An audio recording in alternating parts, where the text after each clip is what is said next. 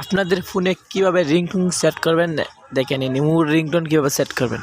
প্রথম ইমোতে ঢুকে ইমো সেটিং আছে, উপরে সেটিংয়ে ঢুকে যাবেন।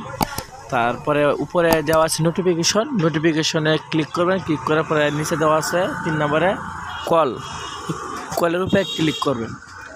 ক্লিক করার পরে আপনাকে এখানে শো দেখাবে, এখানে রিংটোনে টিপ দিবেন। তারপরে আপনার পছন্দ মতো রিংটোন আছে, পছন্দ মতো রিংটোন আপনি সিলেক্ট করতে পারবেন। নিচে কয়েক ধরনের রিংটোন আছে, আপনি আপনার মনের ইচ্ছা যেটা পারেন সেটা রিংটোন সিলেক্ট করতে পারেন। আমার ইচ্ছা মতো আমি সিলেক্ট করে নিলাম, আপনাদের ইচ্ছা মতো আপনারা সিলেক্ট করে নেবেন। আপনার কোন রিংটোন পছন্দ সেটা আপনি নিজে বাছাই করে নেবেন।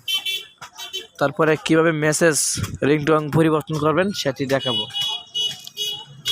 প্রথমে আপনারা যে কোনো ইচ্ছা মতো রিংটোন আছে, যে কোনো ইচ্ছা রিংটোন দিতে পারবেন, কোনো সমস্যা নেই। আমার ইচ্ছা মতন আমি রিংটোন দিয়ে দিলাম, আপনাদের ইচ্ছা মতন আপনারা রিংটোন দিয়ে দিবেন। মোবাইলে SMS আসলে কীভাবে রিংটোন হবে, কীভাবে রিংটোন বাজবে সেটি আপনি পছন্দ মতো দিতে পারেন। মেসেঞ্জারে SMS আসলে কীভাবে রিংটোন বাজবে আপনারা সেটিও সিলেক্ট করে নিতে পারবেন। 3 নম্বরে দেওয়া আছে রিংটোনে ক্লিক করে আপনার ইচ্ছা মতন রিংটোন আপনি সিলেক্ট করে নিতে পারবেন।